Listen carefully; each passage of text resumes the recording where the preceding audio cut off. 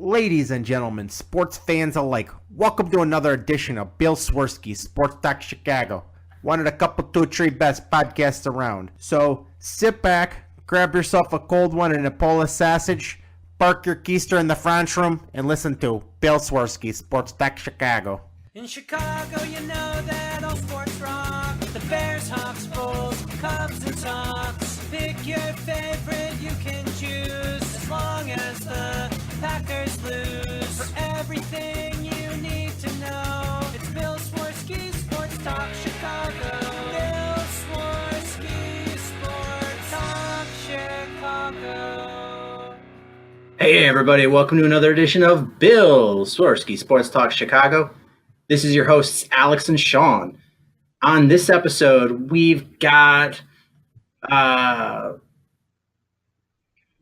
Cubs talk, a little bit of Sox talk, a little bit of Bears talk, and some more hodgepodge thrown in there. But first, I'd like to thank our sponsor, the Rockford Ice Hogs.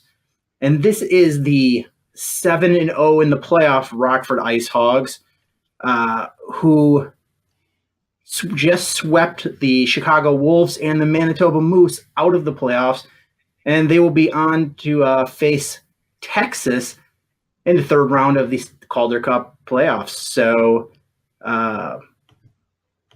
definitely make sure you check out icehogs.com, get playoff tickets, get a shirt, hat, jersey, more, and you might see a championship team in the Ice Hogs.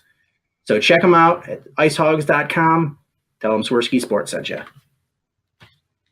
So happy Mother's Day, Alex. Happy Mother's Day to everyone out there, because we were recording this on Sunday, Mother's Day.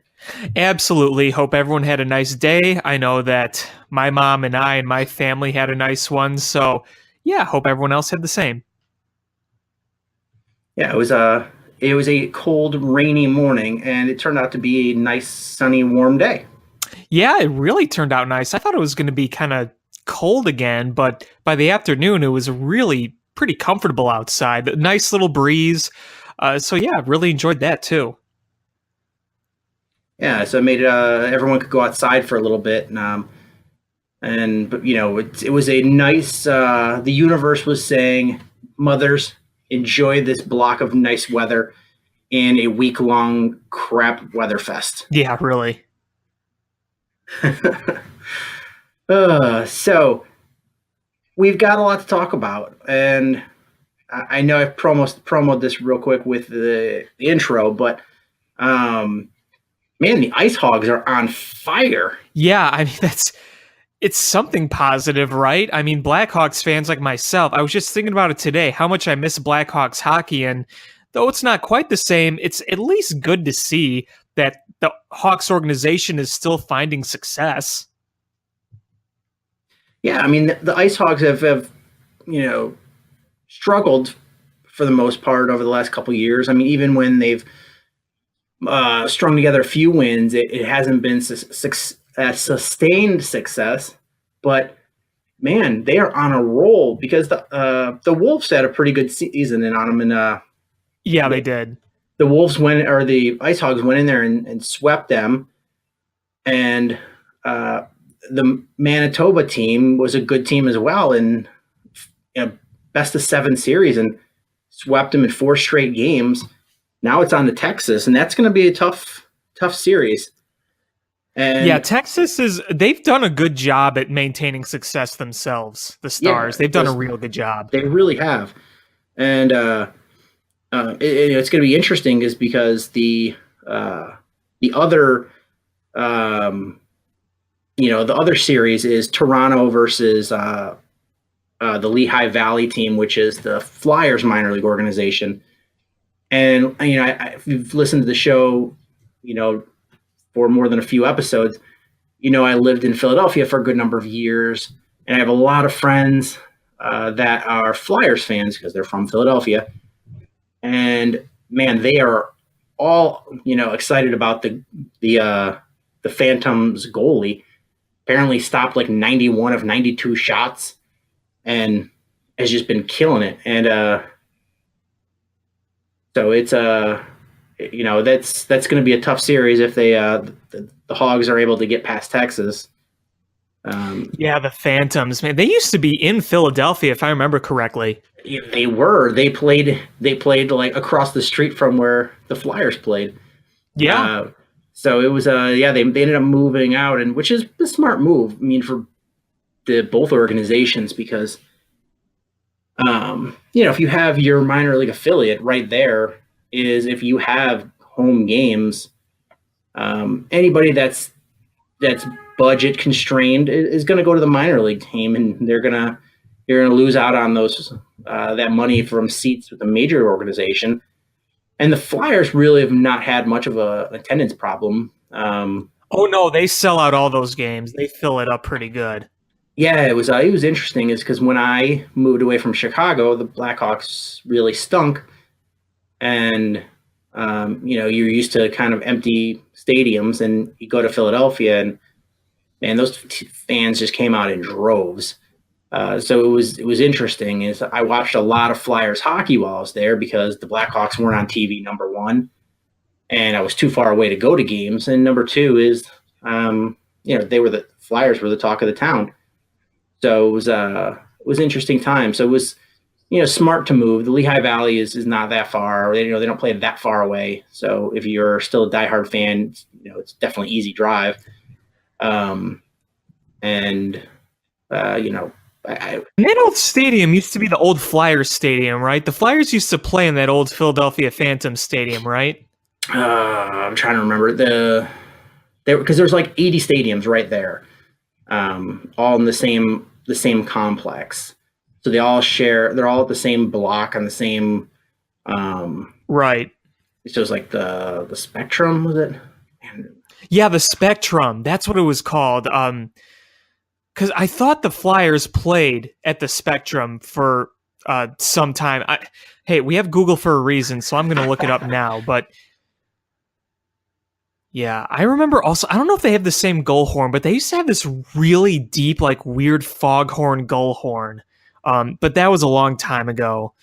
Let's see. Lehigh Valley Phantoms used to be Philadelphia Phantoms. Let's see. And they're one of the best attended franchises in the AHL. I know that too. Philadelphia draws really well, and the Phantoms seem like. I mean, you can tell they've drawn because they're still around. I mean, look at how much turnover there is in the AHL just year in and year out. Yeah, definitely. Let's see. I probably should just look up Spectrum. I mean, this is going to bother me until. Because that was a pretty popular place for hockey fans. I remember I was reading something, and they were saying that it was a very popular place for a lot of fans. Yeah, Philadelphia Flyers, 1967 through 1996. So that was really their first home, and they're a long-time home before they moved to whatever that they're playing in now. I know it used to be called the Wachovia Center. I can't remember what it's called now, but it was the Wachovia Center when the Hawks won the Cup in 2010. I know it's different now, but yeah, the Spectrum was one of the first homes of the Philadelphia Flyers and the 76ers. Yeah, definitely was 76ers too. And the Lehigh Valley Phantoms, where they play now, is I believe it's in Allentown, Pennsylvania, and it is a similar distance from Chicago to like the Ice Hogs. So depending on where you are, anywhere from 45 minutes to hour and a half. And that's about the same distance from the Flyers to the Phantoms. So it's still, if you are a fan and you want to attend those games, it's an easy drive. It's a real easy drive. And if it's far enough away where it's not going to hurt the NHL attendance. Yeah, exactly. It's really interesting also looking at an old picture of that complex because, it's in that same complex, but it's all very different. It was once the Spectrum, old Veterans Stadium where the Phillies played, that just god-awful stadium. And, now it's the Spectrum's gone, but they have Chase Field, the new Wachovia Center, whatever it's called now, and where the Eagles play. I don't. What is that? Where the Eagles play? What's that called? I know the stadium. I just can't. It's Lincoln. Is it Lincoln Financial? Yeah, that sounds right. The Link. Yeah, the Link. Yeah, the link. Yeah, I've never. I don't think I've been to a game. I was there for one game ever, and I lived there for 9 years. I was not trying to pay for Eagles tickets, so I got some corporate seats for free once. Oh, there you go. So I went, but I did go see the Phillies quite a bit because I pretty much went anytime the Cubs were in town.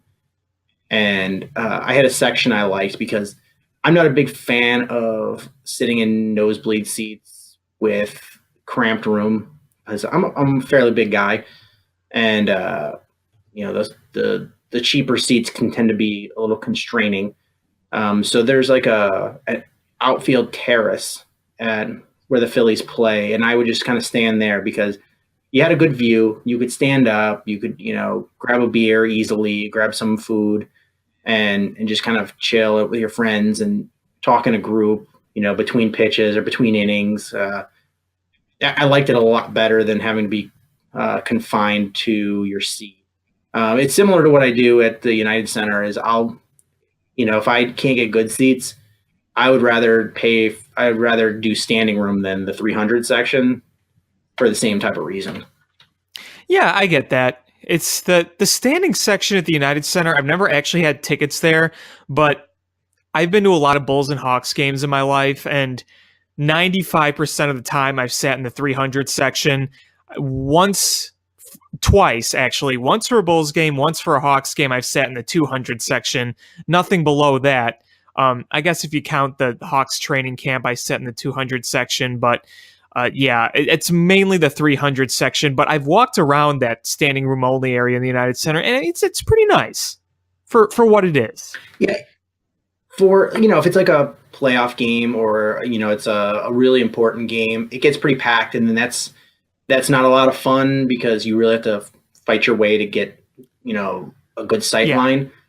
But in normal games, I prefer it. Like, even if I have a 300 seat, sometimes I just go back there and stand, because if you find the good seats or a good standing spot, you've got a little ledge there to put your drink, and you just kind of lean on it and watch the game, and you don't get leg cramps, and you get easy access to the bathroom without stepping over somebody. So it is nice. But when it's a playoff game and they jam pack people in there, it gets kind of hectic, and that's where it's not as fun. Yeah, I get that too. I've never been to a playoff game, but I could imagine that it would be a bit more crowded, a bit more rowdy during those. So usually when I sit in the 300 section, we try to get seats on the end so I'm not climbing over a bunch of people, but that doesn't always work that way. And I don't know if you've ever done it. I know you go to Wolves games. Is sometime it's a lot easier splurge for AHL games than NHL games, but splurge and get seats like right there touching the penalty box. Oh yeah, we've done that plenty of times. Yeah, I did that once for an Ice Hogs game, and Ice Hogs, the BMO Harris Bank Center is a lot smaller of a stadium than the Allstate where the Wolves play.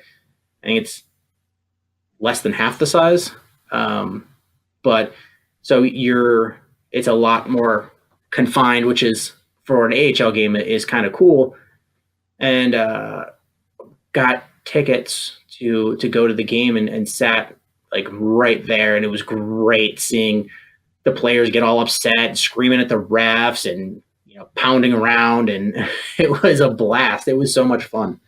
I really wish that John Lackey would become a hockey player in the AHL, and then I could see him go to the penalty box like that. Could you imagine? That would just be so much fun.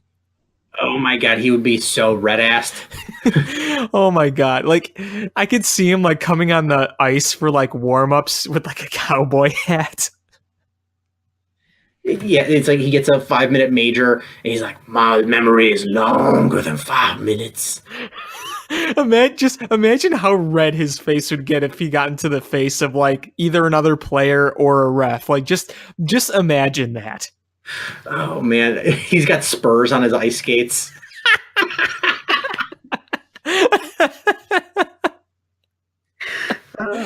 He's in there jingling. Clank, clank, clank. He's on the ice. And like the sleeves on his sweater, like they have like those like things that hang down like on leather cowboy suits. Oh, yeah, he's got chaps on. Instead of the his hockey pants, he's got chaps. His ass is all hanging out of him. It's a little breezy in here. It's a little cold on the ice. Oh, John Leggy. One day my goal is to get him on an episode and then just do an impersonation of him and see if he laughs or hangs up. I would dream of that day. I really would. We'd be like, he'd be like 80, and one day would run into all of us are old men, except for you. You would be a middle-aged man, and he'd be like, "I remember you. I don't forget anything. Got a long memory." Try to kick our ass with his walker. But he's still got his spurs on, even with his walker. Wait, he's got spurs on his white socks or his black socks and sandals. Yes, he's still got spurs on him. Oh man, John Lucky. I love that guy. Did he ever officially retire, or is he just waiting for the call?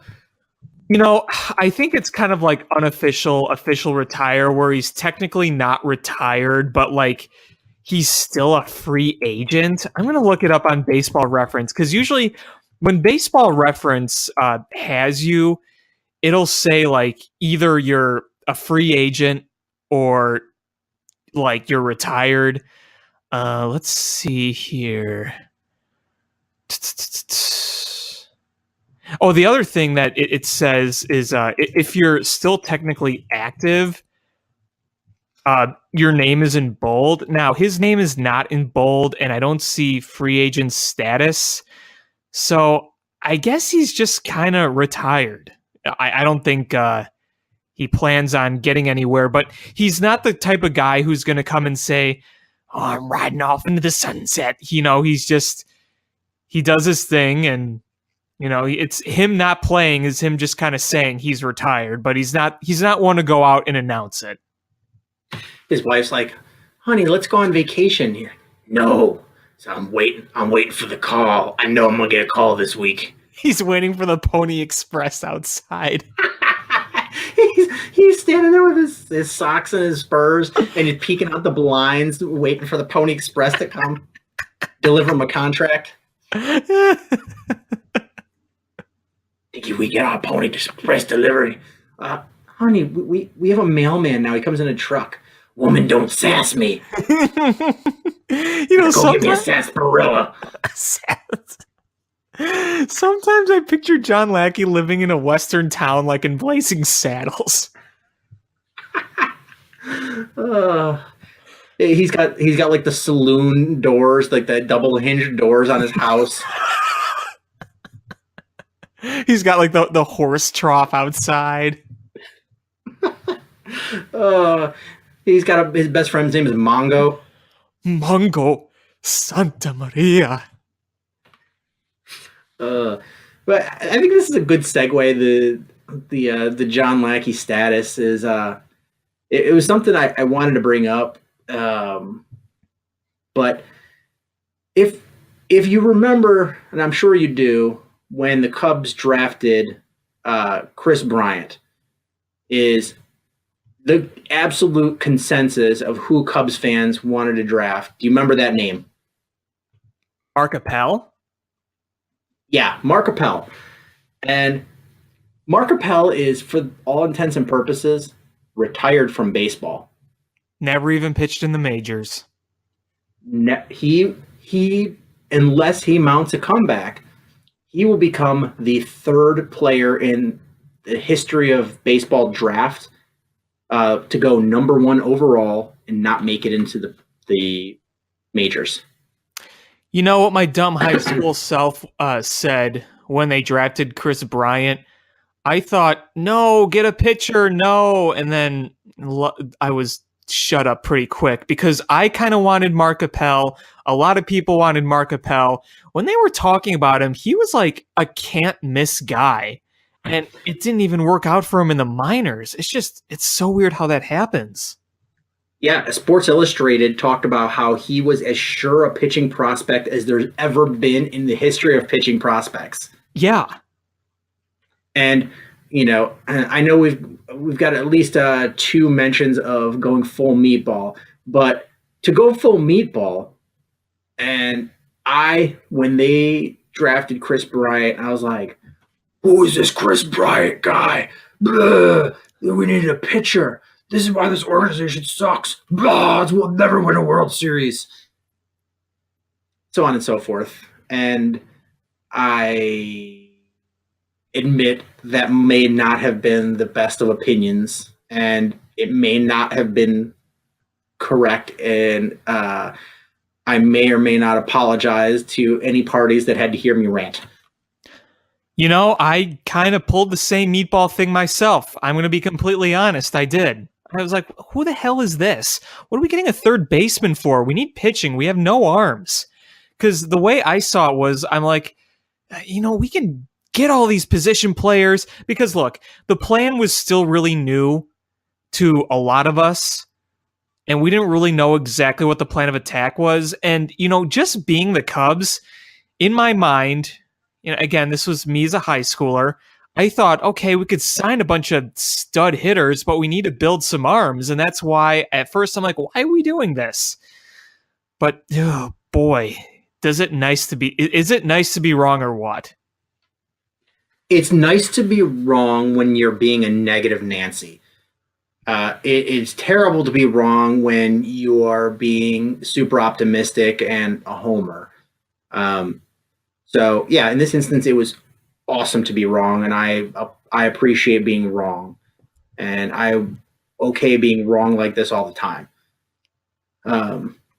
But yeah, he's Mark Appel is the third number 1 player in the draft all time to not make it to the majors. Can you name the other 2? I got one of them, but I didn't know the other one. All I know, wasn't there a pitcher for the Yankees organization? There's Brian Taylor. Yeah. He's the one I knew because I had his baseball card. Yeah, the other one, I believe I was in 8th grade when he was drafted. was it somebody for the Astros? No, that was Mark Appel. Yeah, that was Mark Appel. Right. I'll give you a hint. Is Adam West was Batman at the time.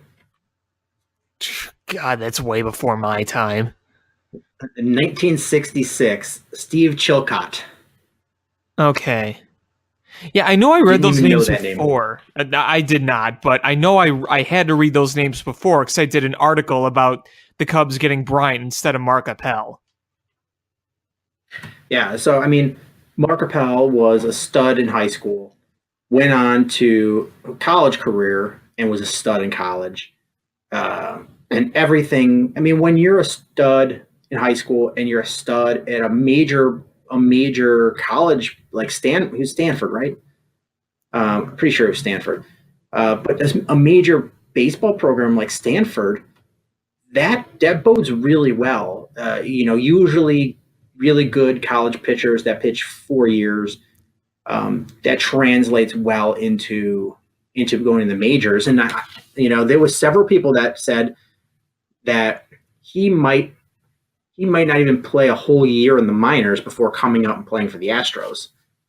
And he ended up playing 5 seasons in the minors, five pro minor league seasons with a 5.06 ERA and a 1.52 WHIP.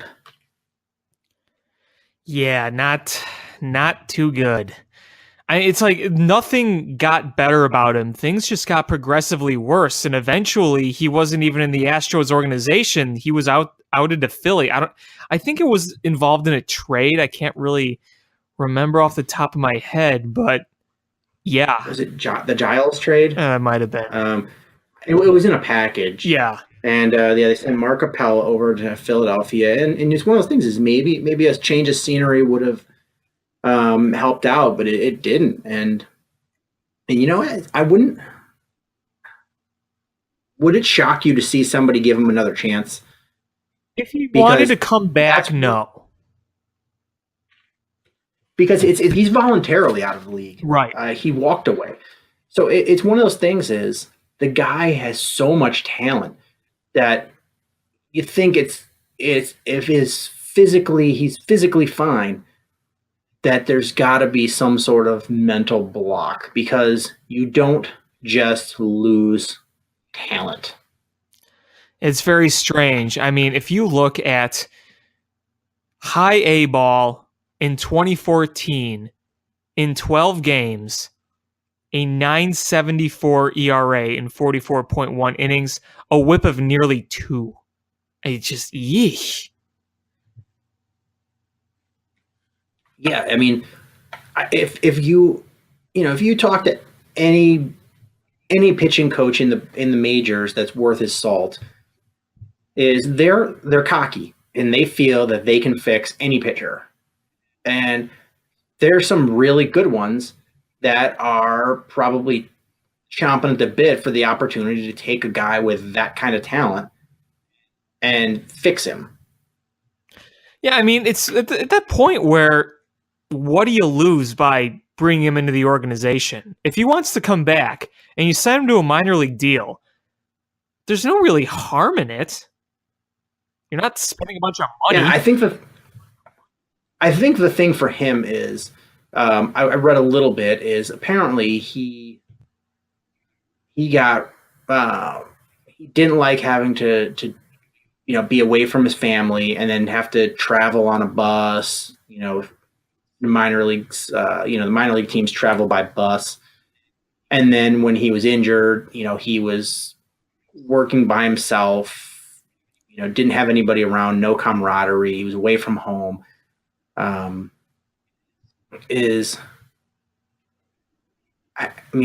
If you can, he got like a $7 million signing bonus. So it's not like he's poor and needs hard up for cash, but if you could figure out, a way to convince him, hey, look, come try out,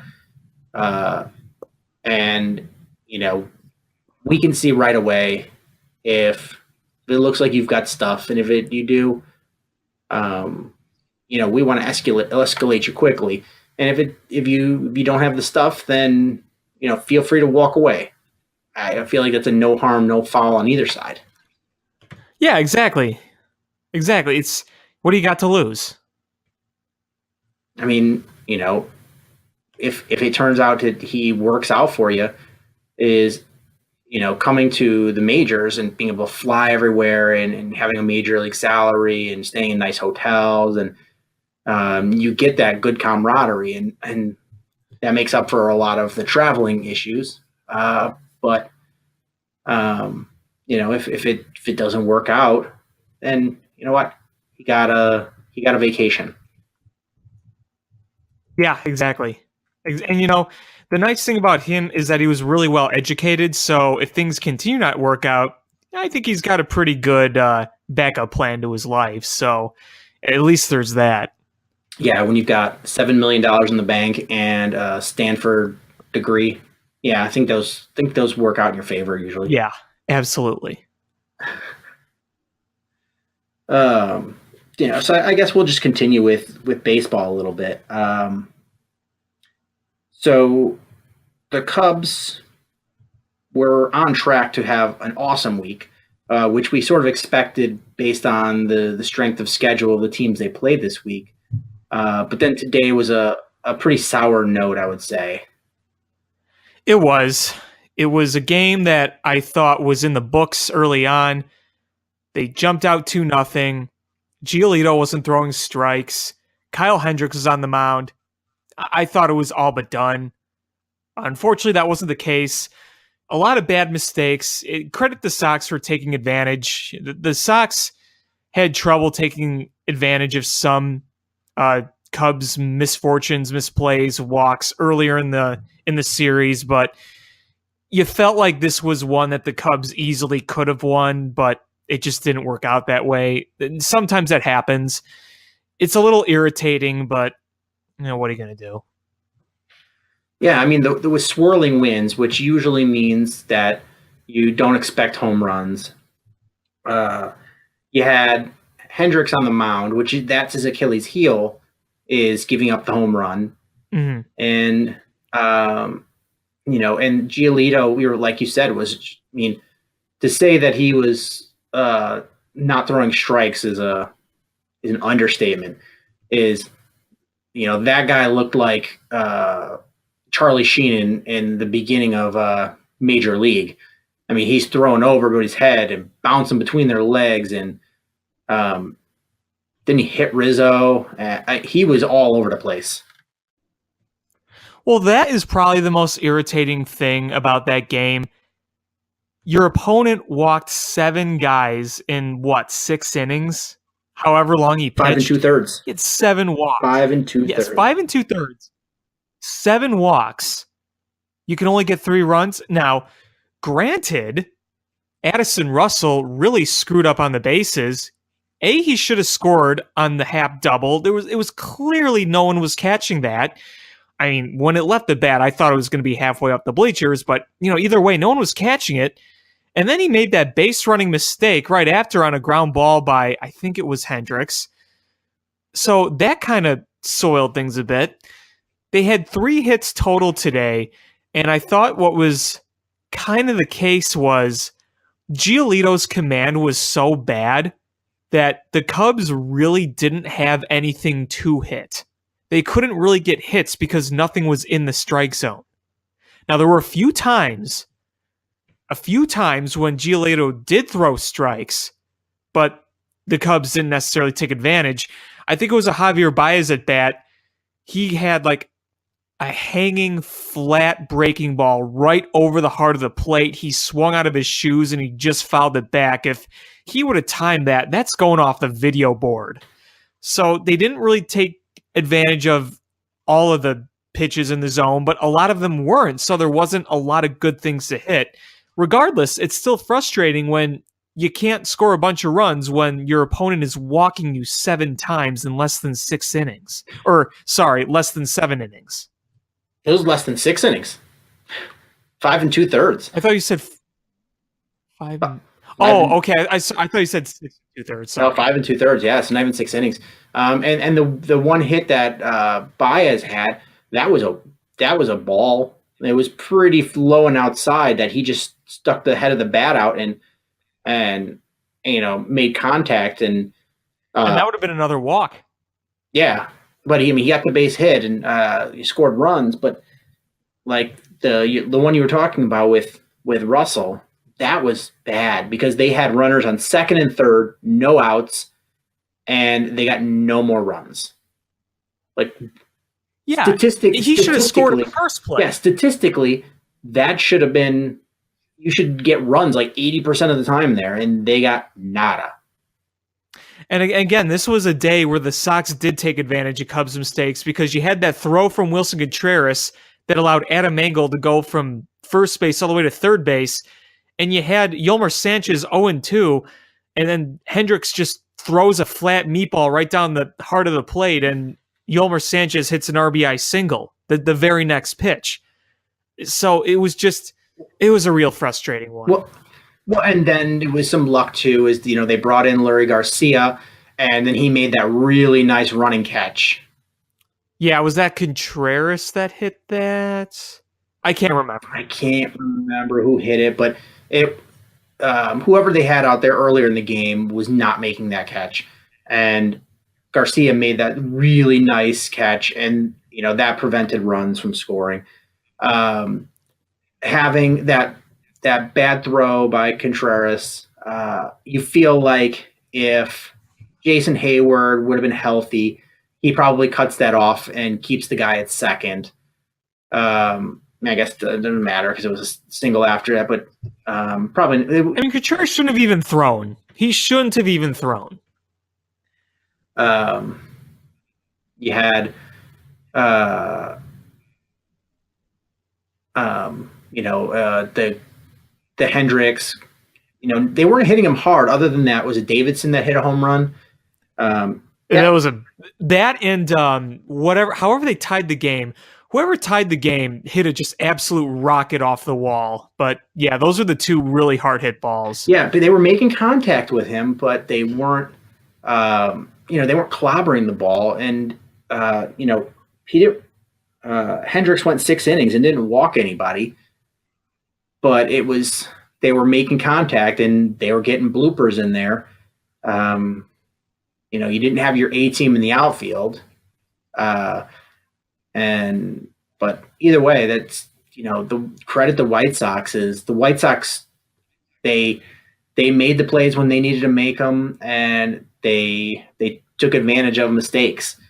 The Addison Russell one was really bad. It was like a double bad. He didn't score on the first hit, and then when that ground ball came, if he would have either just as soon as that ball went off the bat, took off home, he would have made it. Or, he should have gone back and just stayed on third. Either one of those would have been perfectly fine, but he hesitated and then took off. And if I was a third base coach, I probably would have, before the tag even came down, tackled him and put an ass whooping on him. Yeah, that game by Russell to me was almost bench worthy. I mean, that was just brutal. Now, I can't blame Russell for his first at bat because the strike 3 call was 3 inches inside, but oh well, that's going to happen sometimes. But he had some pretty bad at bats as well. Despite having a walk, he swung at a pitch that was pretty much above his head. That would have been ball 4. Instead, he struck out later in the game. So, yeah, I guess if you're struggling at the plate, you need to be doing whatever you can in every other facet of the game to help your team win games. And that includes fielding and base running. At least he can field. At least he can field. Yeah. Yeah, but you can't be sucking it up at the plate and then make boneheaded running plays. I mean, it still just boggled my mind how he didn't easily score on that Happ double. There was no chance anyone was catching that. I don't know if he misread it. I don't know if he didn't see what was going on. I don't know if Schwarber's kind of somewhat gingerly jog was distracting. I don't know, but I'm shocked he didn't score on that. Yeah, his play lately has been really frustrating. And I don't know. Jason Hayward was scheduled to come back tomorrow from the concussion disabled list, but apparently he's not coming off it tomorrow. It's not happening. So, I mean, if he was healthy, you'd think that he'd go back to right, and then you could put Baez at short and Zobrist at second, and maintain some hitting continuity and be able to bench Russell. But with Hayward out, you sort of you don't want to play all your cards by benching him. And that's kind of what you'd have to do to bench him with injuries. Yeah, exactly. And I think there are times where Addison Russell may be used more when everyone's healthy as kind of late defensive replacements, not every day, but we'll see. I don't know. It's sometimes hard to know. It's just today's game, as frustrated as I was, I tried to look at the positives. It's like, okay, if you would have told me at the beginning of last week when we were doing our last show before that gut-wrenching loss to get swept by the Cardinals, If you would have told me they would have gone 5-1 against the Marlins and White Sox, I'd take that. Wouldn't you? Absolutely. And I didn't expect a double sweep, back-to-back sweep, even with two teams that are really struggling, but it was just the way they lost. Right. It's not like, had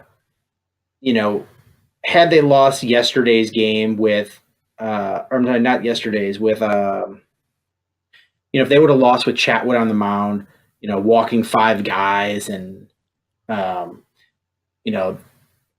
that would be like, okay, they took advantage of a weakness that we know we have.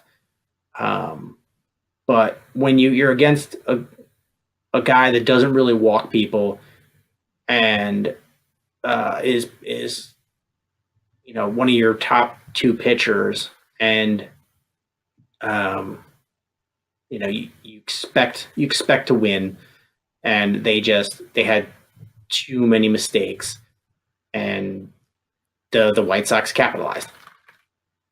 Yeah, it's just one of those things where you got to move on to tomorrow. I don't think they're going to be sulking over this. I mean, they had a really positive attitude even after getting painfully swept in St. Louis. I know people are disappointed. I know people expected them to just completely sweep them. And, frankly, I kind of did too. After the Cubs won yesterday, I thought, okay, I mean, we got to sweep these guys, right? But, doesn't always work. And I feel like the White Sox were losing some really frustrating games themselves. I mean, they came in 9-27, their record, something like that. Yep. Losing like that at that pace is unsustainable. They were going to win some games. Hopefully they win a few more games down the road because they're playing the Pirates again. So it'd be nice to see them win a few games there to help our cause.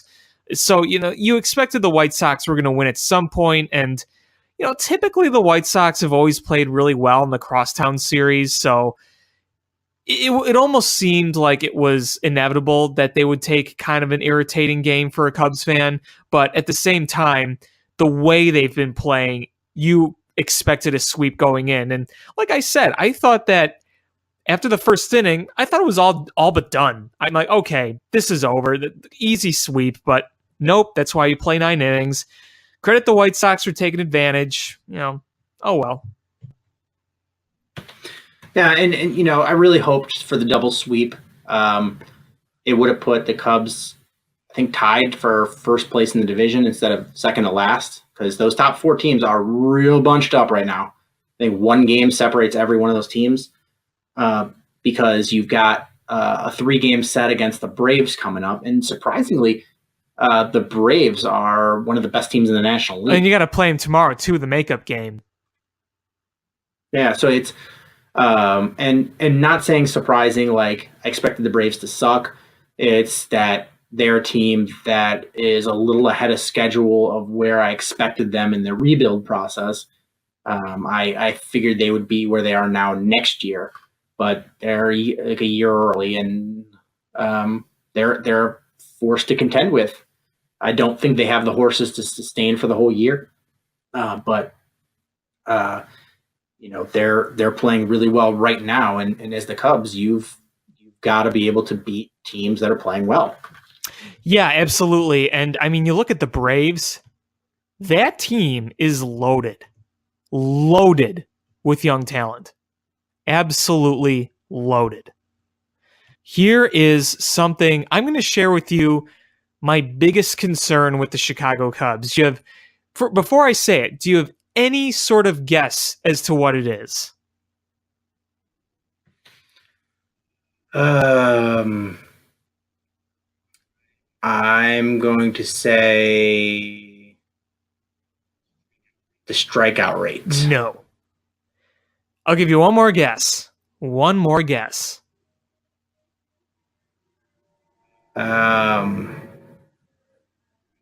I don't know. It's the team's, the whole pitching staff. It's the walks.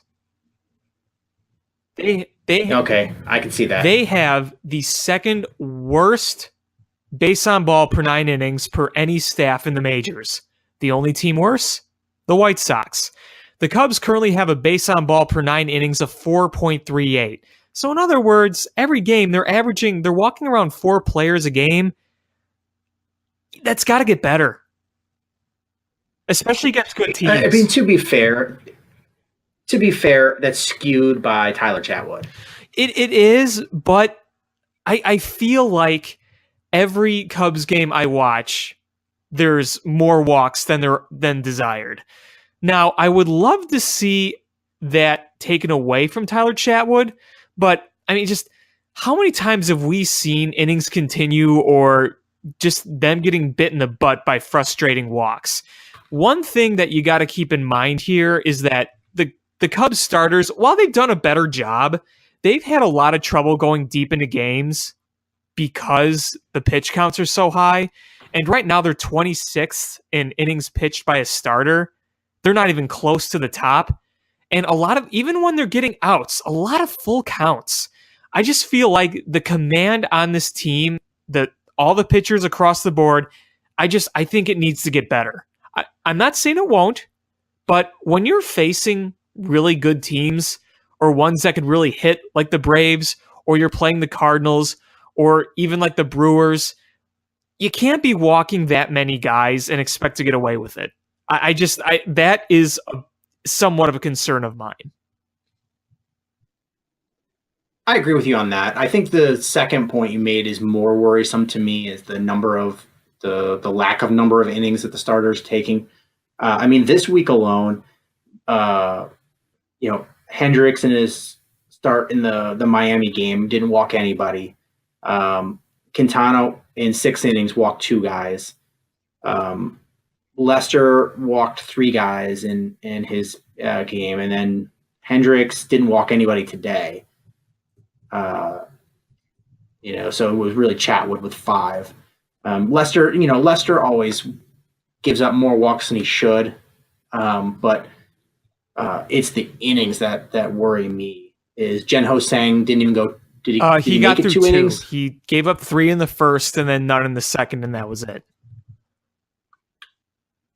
Okay, and then Quintana went 6, Again, which is okay. The pitch count was bad with him, though, because the thing with Quintana this year is, even though he's been effective lately, overall in terms of preventing runs from scoring, it seems like every batter he faces is in a 3-2 count.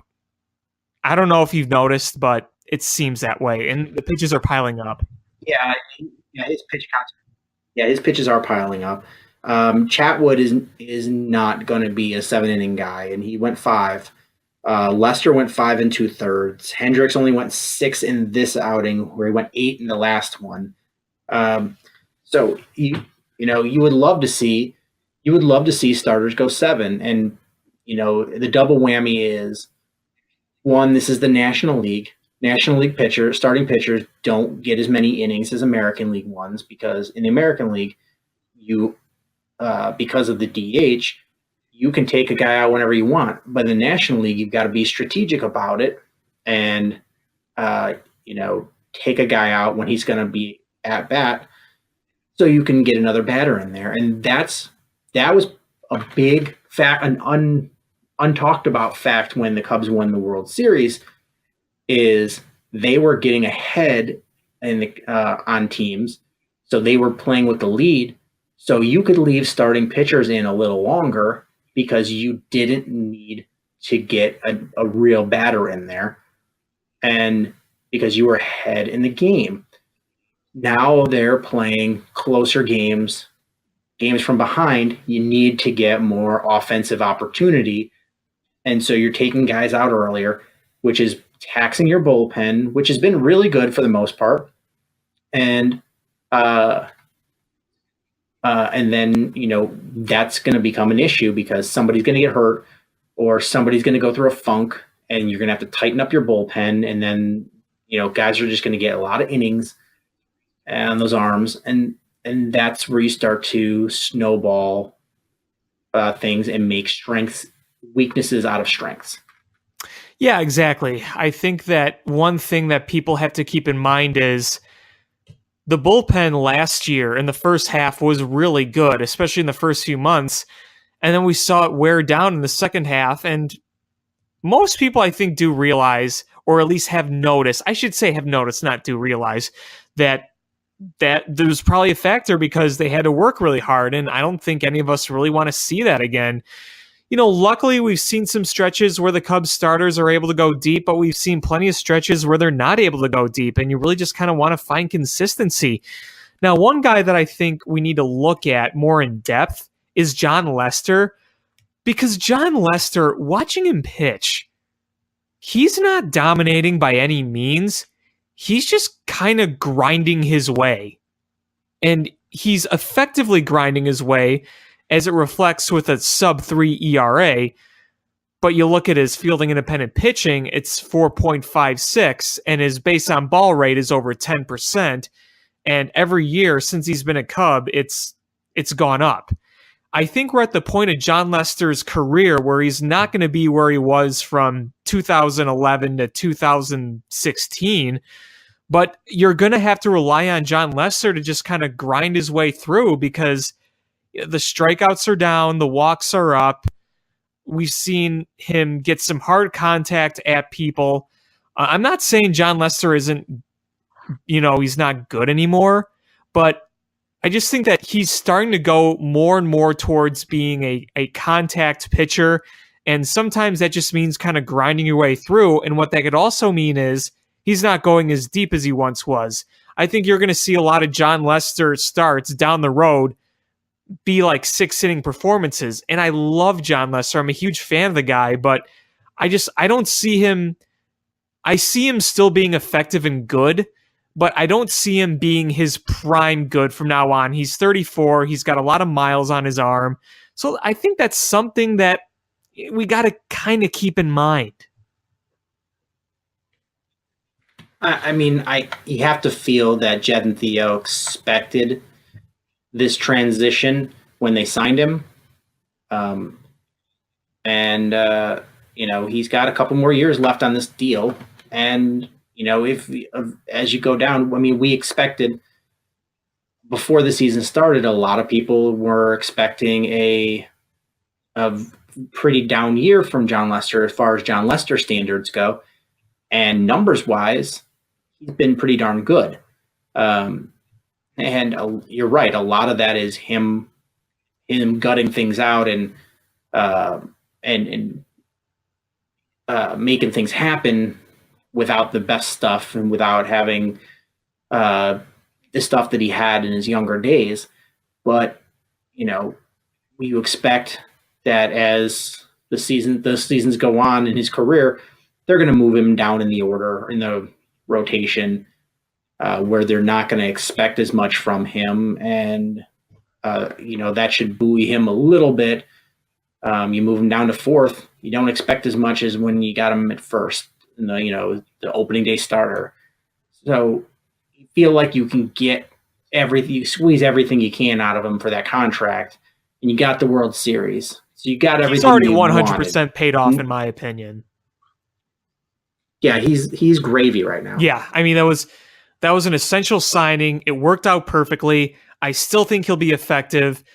But yeah, it's just going to be a different type of John Lester. It's not going to be the same. It's all I'm trying to say. What else do we have with the Cubs? You had some, a lot of home runs this week. Rizzo, Bryant, Contreras, Baez. The home runs were aplenty, and today was funny because they had so many Wilson Contreras obscure stat, facts. Wilson Contreras in a 2-day stretch in May for catchers has the second most RBIs in the history of baseball.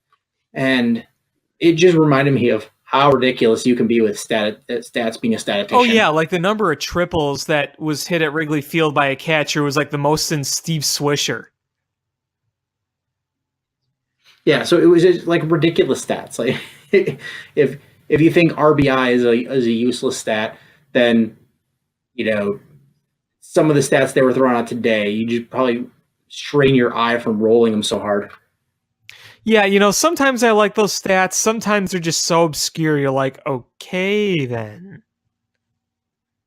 Yeah, I like if they're obscure. I like if they try to make it funny. Like look at how much of a stretch we were to find this to talk about. Like that makes me laugh. But if you're trying to throw it out there as like a real talking point, then I'm gonna groan. I'm gonna sound like a woman's tennis player. I'm groaning so hard. But Cubs bats, good week this week. Do you think that this is a team trend, or do you think this was a product of terrible pitching? Well, here's my thing.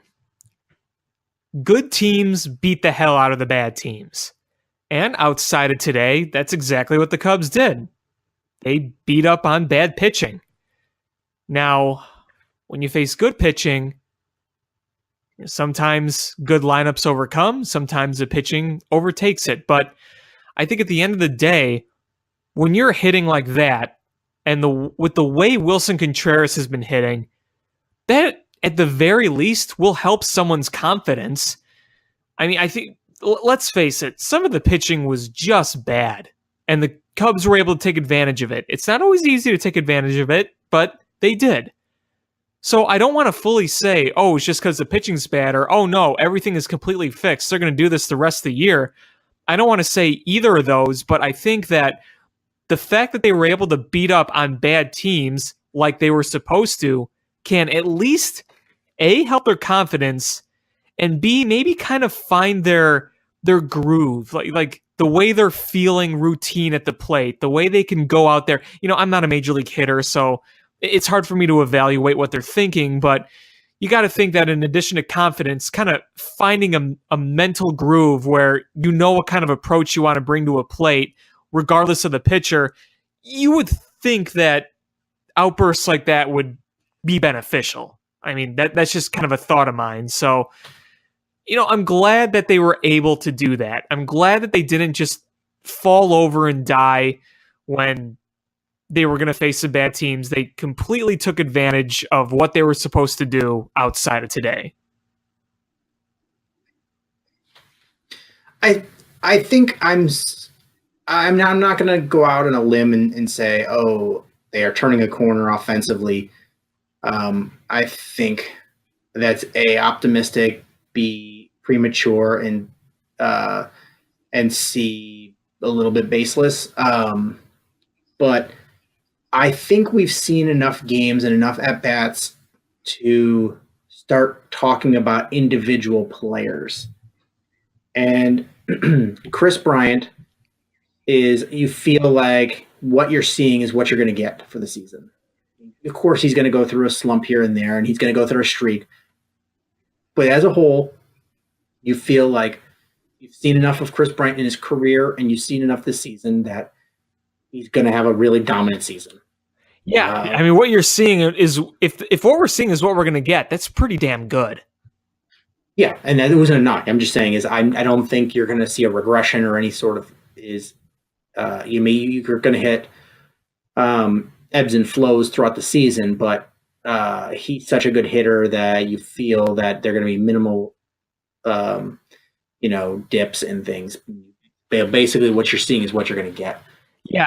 Baez, I feel like he's turned a corner in his hitting career, and I think, I don't think you're going to see these gaudy numbers that he's been putting up, which have cooled a little bit, but I feel that you're going to see at the end of the year, a 270 something hitter and much, much better plate discipline and ultimately good RBIs and good home run numbers. Yeah, I think so too. I think that the way he plays the game just instinctively is really, really important, because you saw yesterday how he was able to just avoid a tag. I don't know how he did it. You saw that at second base. Like, how the hell did he do that? The little things that he does. He did some little weird barrel roll. He's arguably the most exciting player in the last 10 years to play baseball. And here's the other thing too. when he hit the triple to lead off the game yesterday, a lot of players just stop at second base. Baez doesn't do that. He keeps going. Like, he plays at 200%. I just think those little instincts, in addition to the better plate appearances and the way he hits the ball, I think are even more important. I shouldn't say more important, but they're still pretty dang important. It's what I like is he pushes when he's feeling confident. He pushes the other team, saying, "I'm doing this. You better be better than me and make that play." And so when you make that, most guys will make a soft round of the second and then reevaluate. Is he just goes and he's like, you know what? Is I'm going to force you to make the perfect angle to get that ball, to the perfect pickup. Read the situation and make that perfect throw to get me out, knowing it's a pressure situation. And a lot of guys can't do it. When it's a pressure situation, you're going to hesitate. You're going to not do it as you would in a less pressureful situation. And he's going to force your hand. And I like that. It's really smart baseball. And I love the instincts the kid shows. Yeah, exactly. And I think one thing about Baez that also people have been observing is that he's not really afraid to do anything. He'll do the craziest things, or he'll go up there swinging a certain count in any situation. He's not afraid to do anything. There's no hesitation. If he has his mind set on something, he's going to do it. Absolutely. And none of those things have changed. It's his approach at the plate has changed, and I don't think that's changing. So I think by the end of the year, you're going to see more stabilized numbers from him. You're going to see a better batting average, better on-base percentage, and then ultimately, I think more RBIs, more home runs because of that plate discipline and earning a higher spot in the batting order to have batting protection at the from hitters. If you're batting 7th, 8th, 9th, you're not getting any protection in the order. You're batting 2nd, 3rd, 4th, 5th, you got protection in this order. So you're getting better protection. You're seeing better pitches. You're going to see more guys on base. So I think he's rounded the corner, and you're going to see better production this year. Absolutely. I think that hopefully we'll see a bit more consistency as well.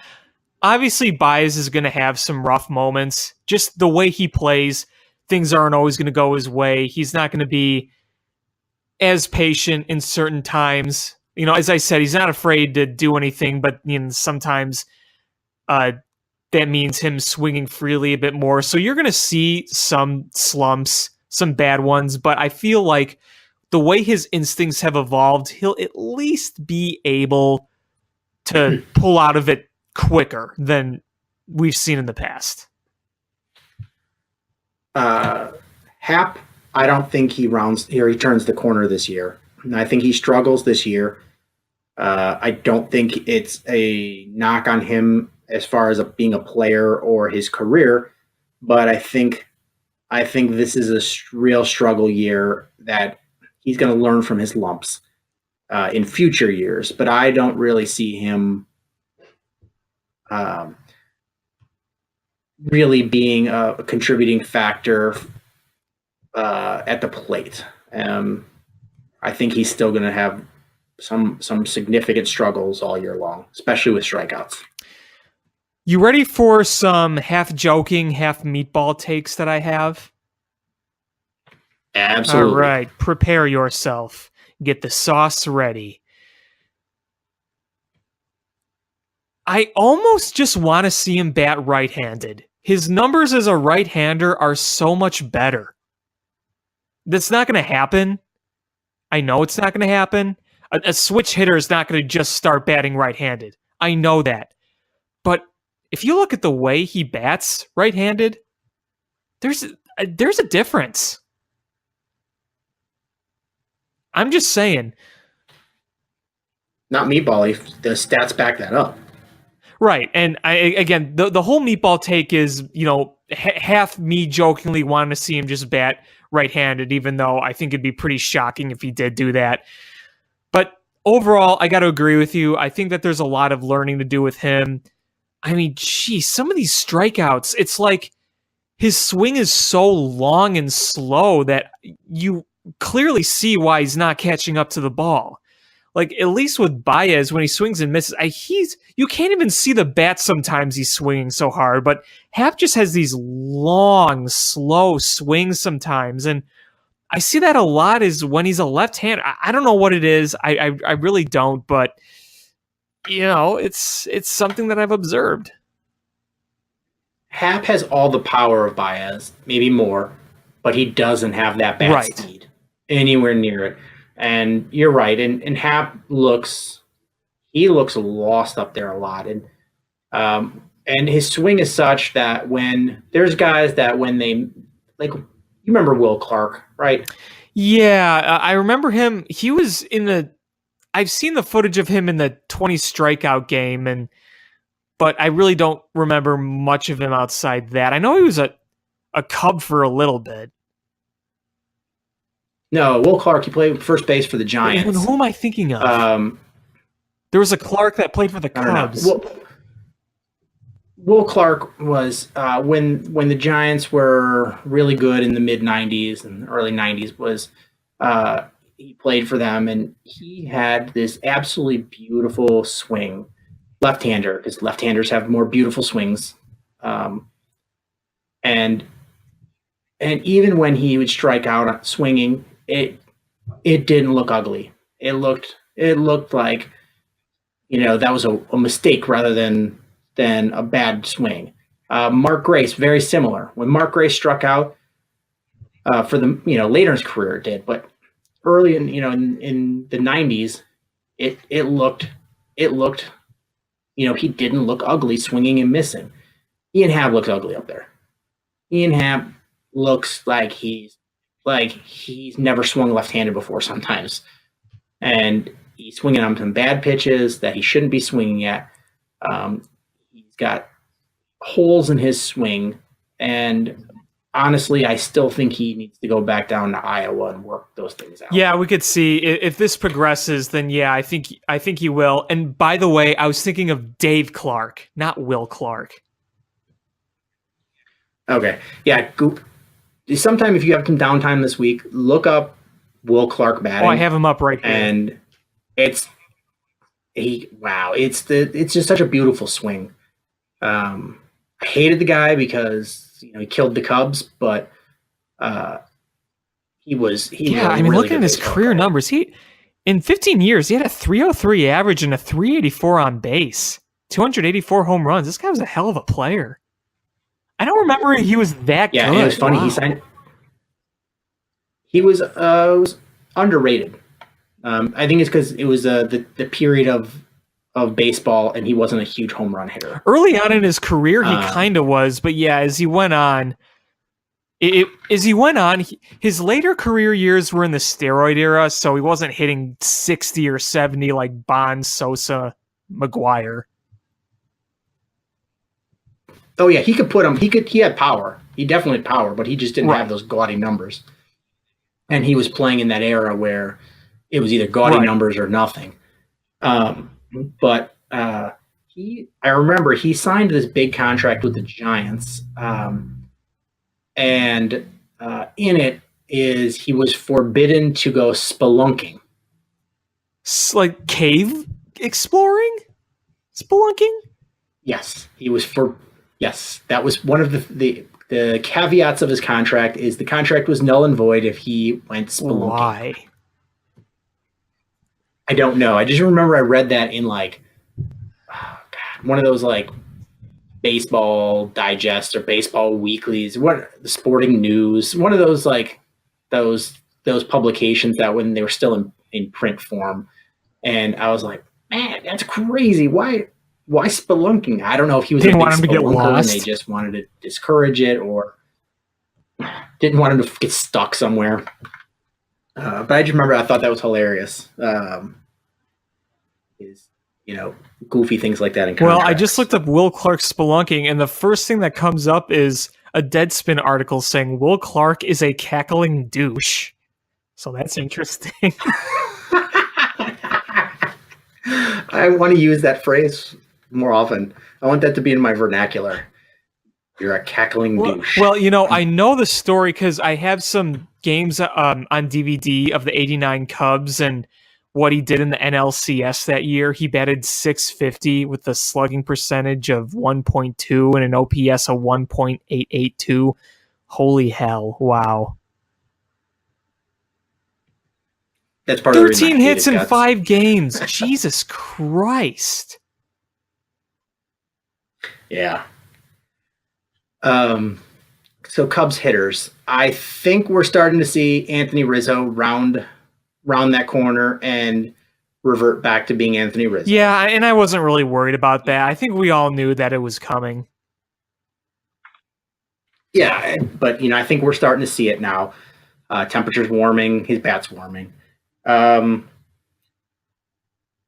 think Addison Russell, what we're seeing is what we get. I don't expect any more from him, and that's pretty disappointing. Yeah, I'm in the same boat. We had plenty of time to see if we could see more, but we really haven't. The interesting one, I want to hear your points, is what do you think we see from the rest of the season from Kyle Schwarber? Yeah, this was one I was thinking about today. I think we're going to see, if all goes right, I think we're going to see a 360, 370 on base, a 250 average, and 30-some home runs. I think that's reasonable. Follow my thought All right. process on this. Had he not had the season that he had last year, and we could just erase that season and went right from the season before, everything he's done prior to last season, I think nobody would question anything he's done and expect even more, more numbers from him, more and better numbers from him going forward. Oh, I agree. But because of what happened last year, I have a feeling that a lot of fans are waiting for that shoe to drop and him to just suddenly forget how to bat again. Yeah, see, with me is I'm being a little conservative with him when it comes to my projections on him. I'm a huge fan of Kyle Schwarber, and I think he's capable of doing wonderful things with the bat. I mean, we've seen it. He can do some great things with the bat. We know for a fact that he can, but I want to see a full season of it. And I don't want to kind of declare anything until I see it. We've seen amazing postseasons. We saw great runs near the end of last year. We saw a really, good run in his rookie year. He hit 16 home runs in half a season in 2015. So we've seen the promise in the chunks, but I got to see a full season before I can really make a solid assessment. I know what he's capable of, but we have to see the execution. And I'm not saying that because I don't have faith in the guy, but I don't want to overanalyze anything that may or may not work out to the level that we think. Yeah, I'm right in that camp. I'm cautiously optimistic.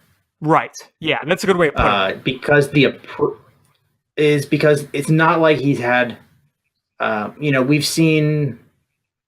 I mean, I know I've been cautiously optimistic at points with Jason Hayward, but I feel like this is a lot different because the way he approaches the plate and the swings that he's had look good.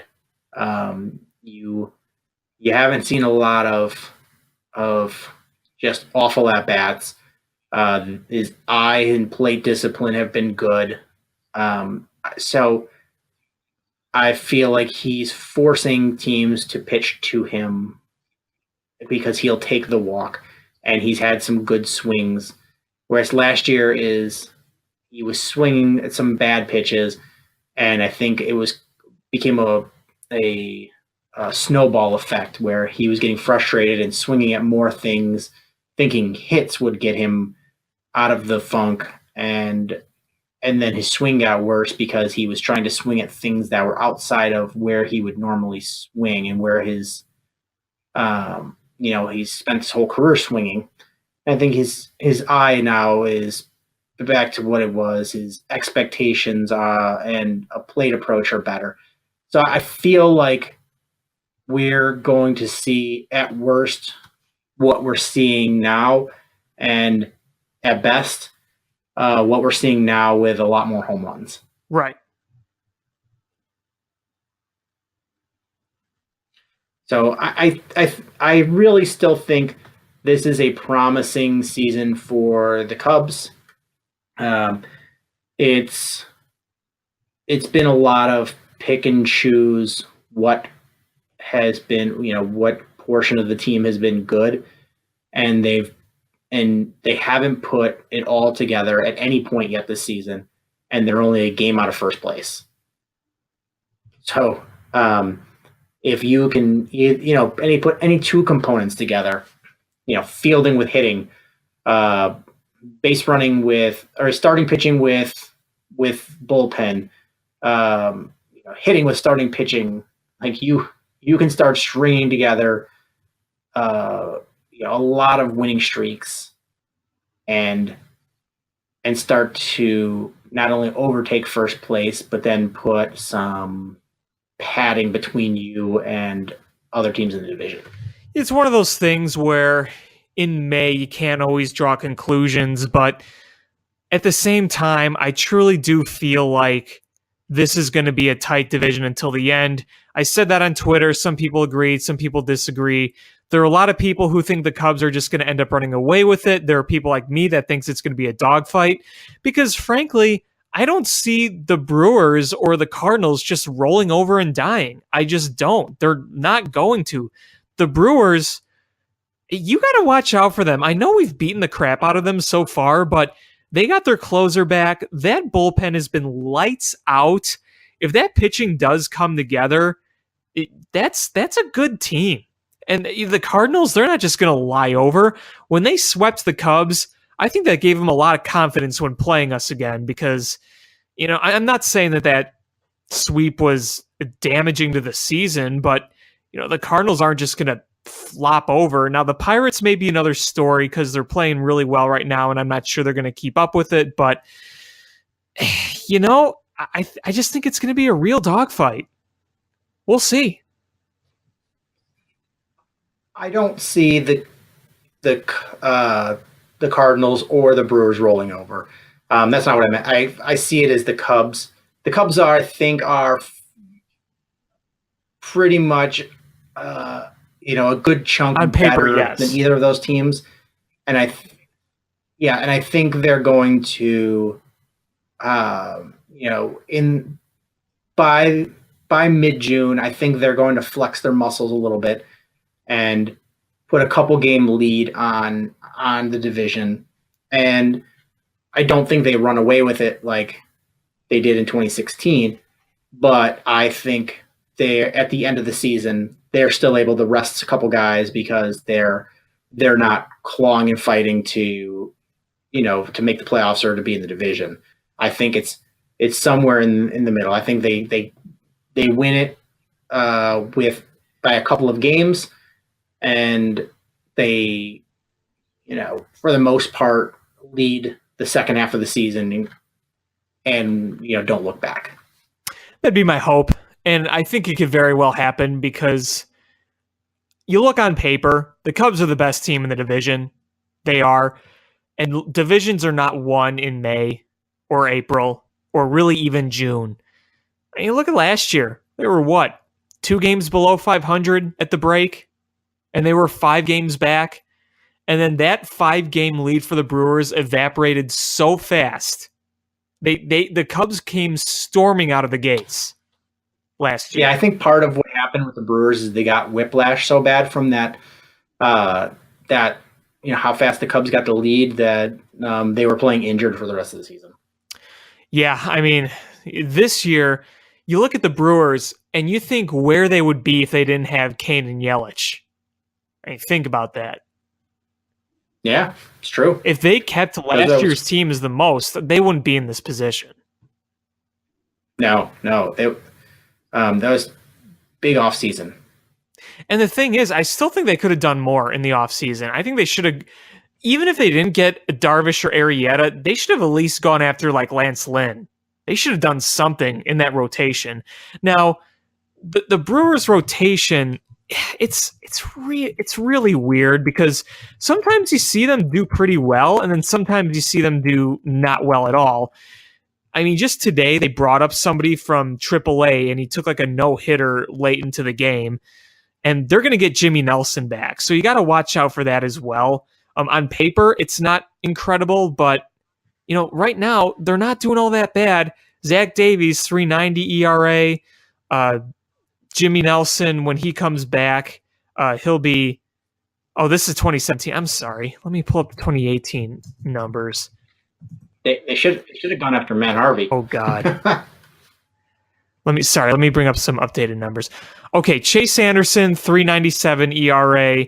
Jhoulys Chacin, 4 ERA. Brett Suter, 5.14 ERA. Zach Davies is on the DL. He's got a 4.24 ERA. Junior Guerra, 3.09 ERA. It's not spectacular by any means, but you see them kind of hanging around at times with that rotation. Though you look at some of the stats and you're thinking, okay, I don't really see Jhoulys Chacin pitching great, throughout the season. He's going to be what he is. That's an average pitcher, and that's what he's pitching right now. A 4 ERA, that's average. Chase Anderson he's got a 6.02 FIP, so keep that in mind. I don't think he'll be anything better than average. So they're kind of up and down. So they got a weird rotation, while the bullpen, boy, that bullpen is good. Have you seen Josh Hader? Yeah, and I was half Yeah. And I was half joking about the Matt Harvey thing, but did you see his the game he pitched for the Reds? I did not. I just know he won 4 innings. Yeah, 4 scoreless. Yeah, we'll see how long that lasts. It's weird. I mean, the guy is not old. I don't know what happened. Injuries were the big thing. Injuries and a bad attitude. So the Reds may have gotten themselves a good deal there for a backup catcher. We'll see. But the last thing I wanted to mention about the Cubs, and you may have some more things, but the last thing I had was the Orioles are 13-28. So you know what that means, right? Yeah, the Manny Machado. Manny Machado talk is just going to get louder and louder and louder. And it makes a lot of sense for the Cubs to go after him. Well, I think they should definitely contact them and at least kick the tires. I don't know if anything would get done. I don't think they really have enough to do it unless they sacrifice 3 of their already big league guys, but it wouldn't hurt to kick the tires. I said it before on the Cubby Script podcast that you should absolutely gauge what his value is and see what they would want. There's no question. Maybe the price isn't as high as you'd think, but you won't know until you ask. I just feel the price is going to be really high because look what you're getting for back. You're getting a Hall of Fame caliber player in his beginning of his prime. Like, he's in the early stages of his prime. And this is a team that needs to rebuild and doesn't have a lot of the tools to rebuild. And they're going to try to get everything they can. The issue is that I don't know how many teams. Everybody's going to want a Manny Machado bat, but I don't know who has the ammunition to get him and the need for a shortstop. I think those two combinations start weeding out the field. It's just what makes this all so interesting is that people know that if you're going to go after Manny Machado, and I think that some will, Maybe more than some teams. Maybe a good number of teams will go after him. You never know. But everybody knows that this is going to be a rental, a 1-year rental. He does. It would be interesting to see if he had like at least just another year on a deal. But this is the last year of his deal, so people know that this is a rental. He would be dumb not to test the market. I know the ideal scenario would be you get Machado at a good for the Cubs at least. You get Machado at a good price, with the fact that he's going to agree to a long-term deal. I don't think that's going to happen. He's going to test the market. Oh, there's none. Right. There's none chance. I think if you're a team that wants him and plans to sign him, I think if you show him, I think this was what the White Sox thinking, if they truly were hot and heavy for him, is they wanted to show him, if you're a team that goes for him, you want to show him what your culture is, what your facilities look like, what your team is like, and it's give both sides a test run. Say, hey, look, go for a test drive about playing on our team. You want to play shortstop for the Cubs, you get to see a rabid sellout fan or sellout crowd every day. You are going to see you're going to see a team that's been to 3 straight NLCSs where when you played with the Orioles, you were at the bottom of the barrel. You're going to be playing with a Chris Bryant and an Anthony Rizzo and a Wilson Contreras and a Javi Baez. You are playing with really good baseball players. You're going to see top-notch facilities. You're going to see a world-class organization. And so when you put in a similar offer to another team, is he goes, well, the numbers aren't that far off, or they're similar numbers. I'm going to go with what I'm feeling comfortable with and where is a good fit for me there. I think that's a lot of thinking people have. Yeah, I agree. I can't disagree with that.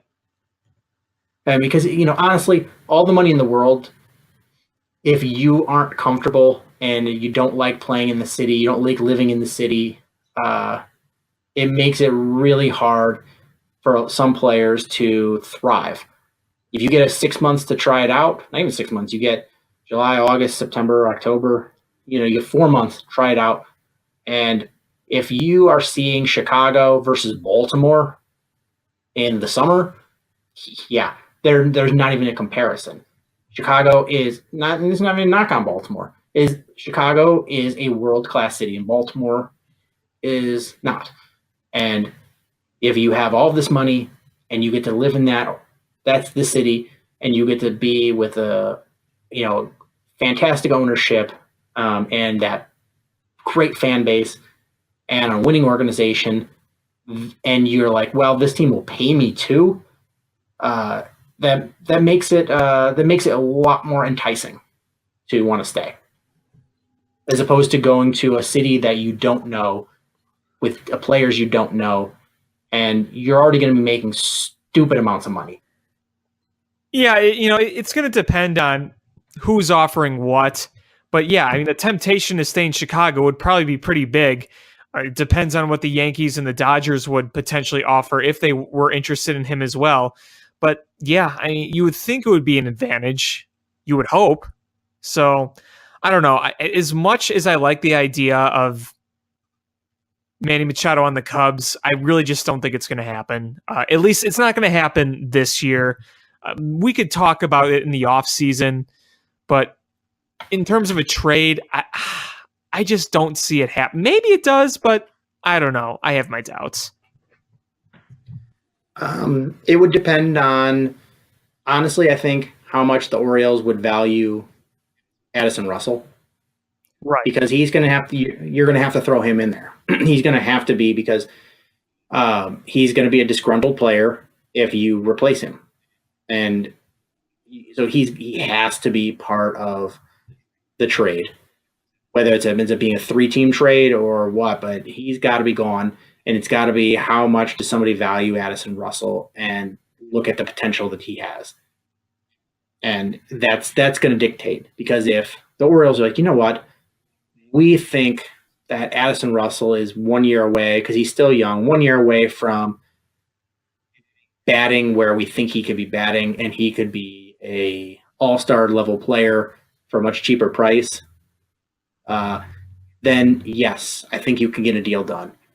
If they just look at past performance as an indicator of future performance for Addison Russell, then I don't think the Cubs have the ammunition to pull this off. We know that obviously if the Cubs were to make a deal with them, it would mainly involve major league guys because the farm system is milked dry. Yeah, farm system. I mean,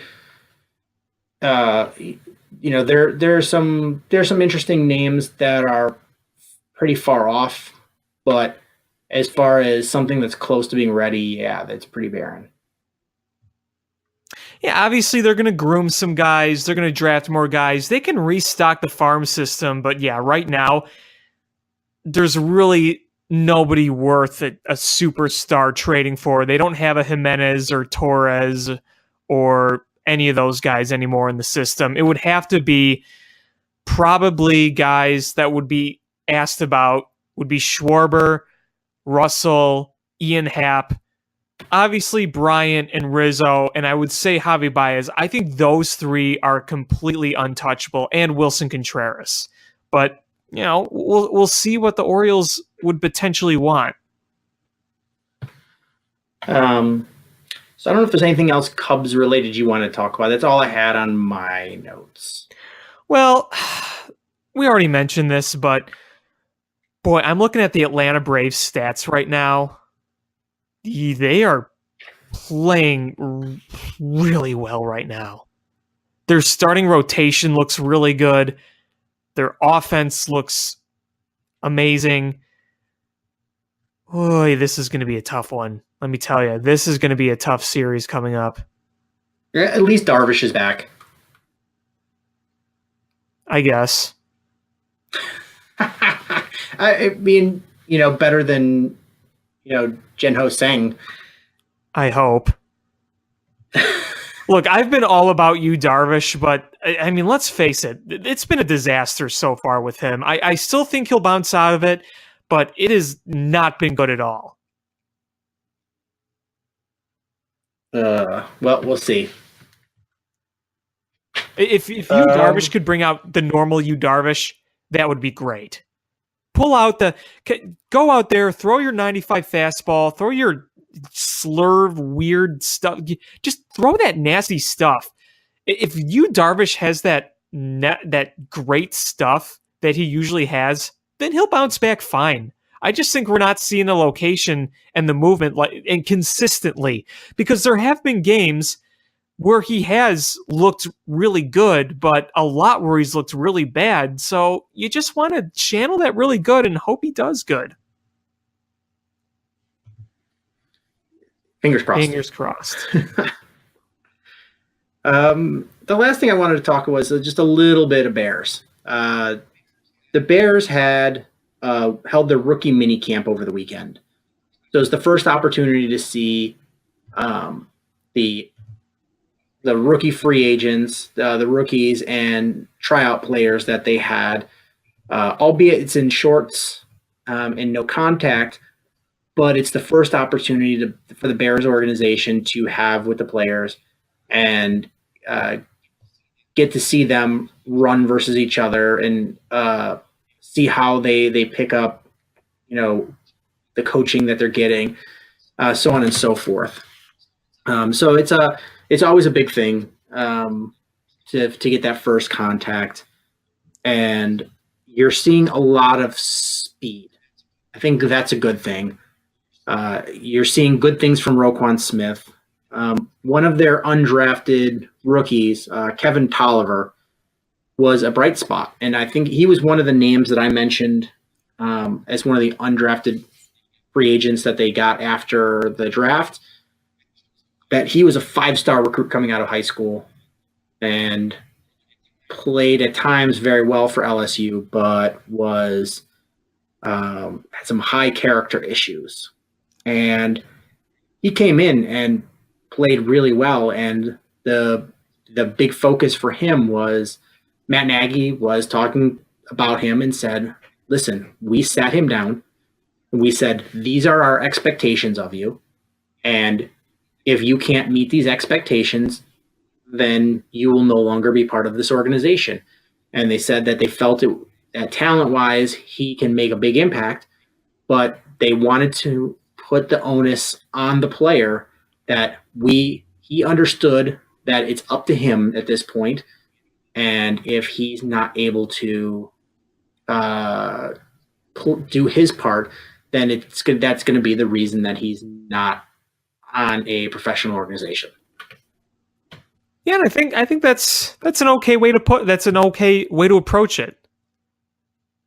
Yeah, it's I think it's smart. It's you said, hey, listen, we are going to give you a clean slate, but we are also going to keep you on a short leash. And here's our expectations, because there's people that do dumb things, make bad decisions, but if you give them a clean slate and you tell them these are our expectations, and you make it very, very clear what the consequences are and what their expectations are, of course there's going to be people that just go and burn the bridge, but there's going to be other people that really surprise you and step up and make that character change. I think it goes to show that these are promising steps for the Bears. The way they just carry themselves through their philosophy and their culture. I mean, this is the kind of things we've been wanting to see for a while. So let's hope that this will be a step into better results. Yeah, and what I like about it is, it's a risk. It's definitely a risk bringing Kevin Tolliver in, but it's a low risk with a really high reward, because I think the signing bonus for the undrafted rookies is like $6 to $10,000, somewhere around there. When you're a multi-billion-dollar franchise, that is nothing. If it costs you $6,000 to take a chance on a guy who could very well make your squad and be a contributor, then yeah, but it's a risk, is because you don't want him to blow it and cause it to be a blemish on your organization. So I think it's low enough of a risk that it's silly to not take it. Yeah, no, I completely agree. Couple more notes I had were, in interviews with Anthony Miller, Steve Smith, the former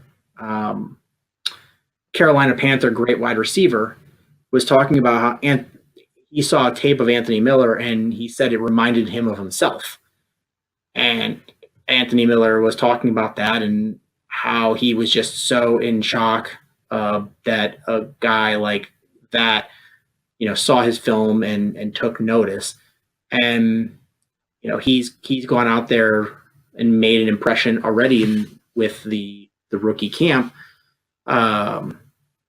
with his work ethic and his wanting to do whatever it takes to be good, whether that be blocking, whether that be pass catching, whether that be special teams. He wants to go out there and grind and make an impact. And I love that attitude. I like it too. I think that there's a lot of will to work hard, and there's a lot more will to just give it your all.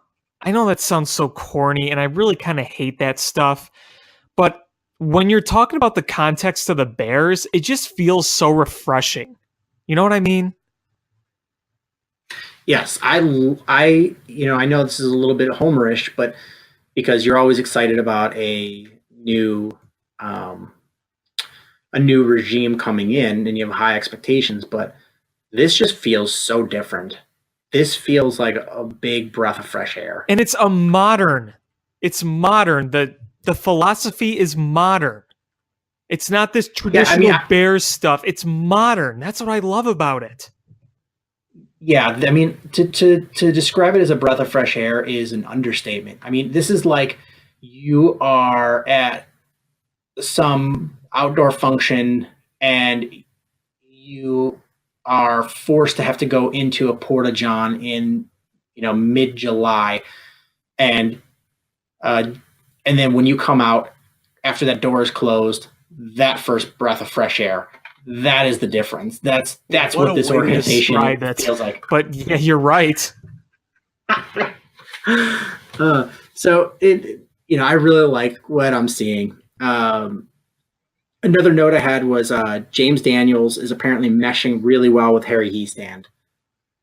And that is awesome, because if you saw a very, very productive college player coming in with a good attitude and with a great offensive line coach meshing well, that's going to bode well for the Bears offensive line coming forward.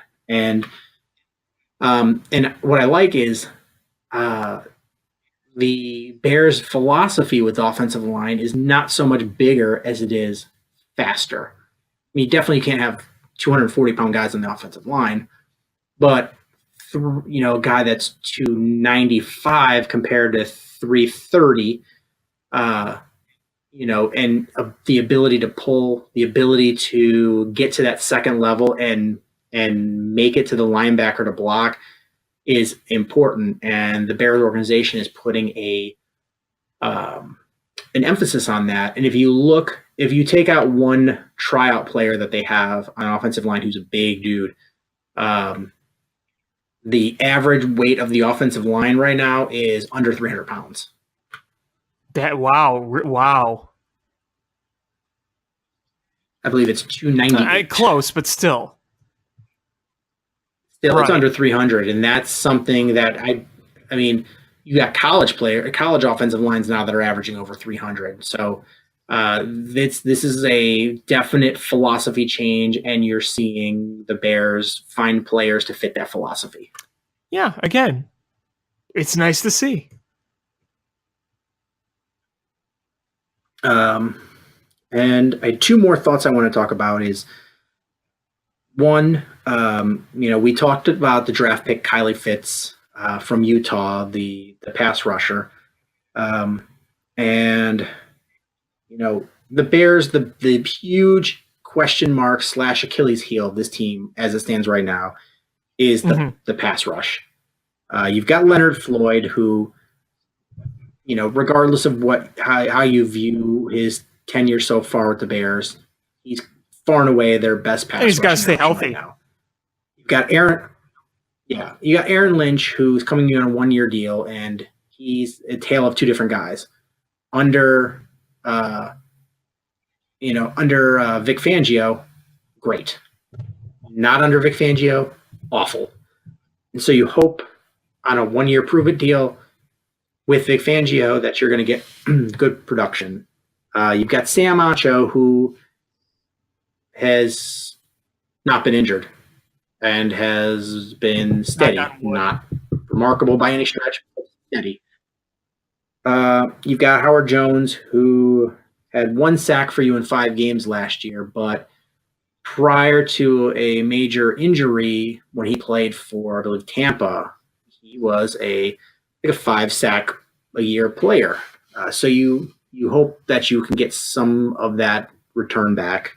Then you've got Isaiah Irving, who looked very good for you when he was playing, but then suffered a knee injury that cost him the rest of the season.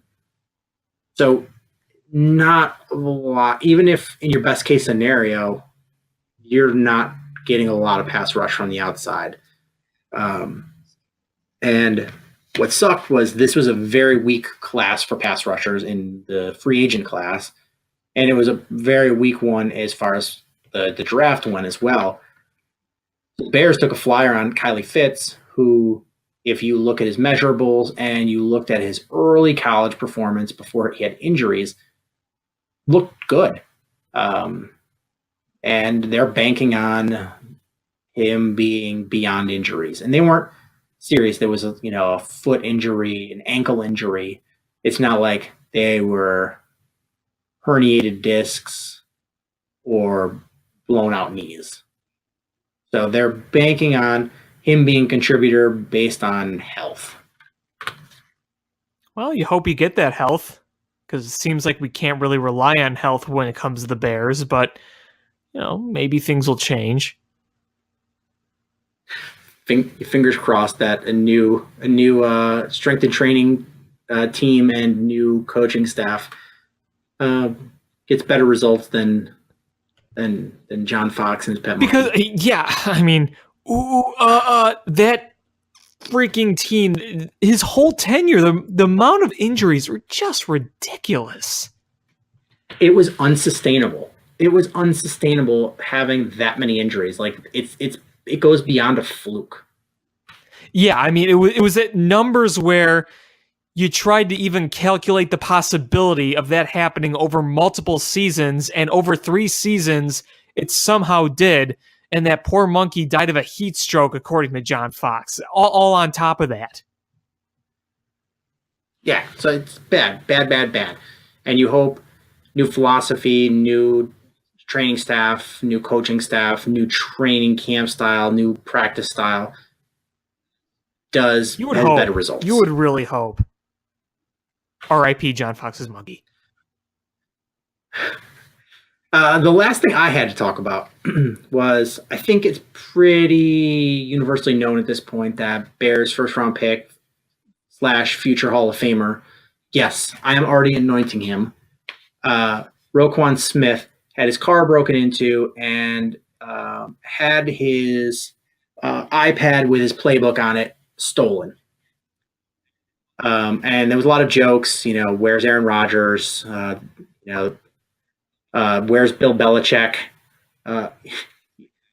things like that that were funny, but not that big of a deal, because the Bears were able to remotely wipe the sensitive information, and it just became an iPad, and the suspect was apprehended, and I believe everything was recovered. I also heard that they were able to shut down the information on it remotely. Yeah, they wiped all the information. So right, even if it were to get into an opponent's hands, they would not be able to get the information because they were able to wipe it. When they caught the perp, I mean, did they discover if he was working for anybody, or he had any connections to anybody, or was he just kind of stealing an iPad to steal an iPad? He just broke into a brand new BMW. Okay, so I think it was just coincidence.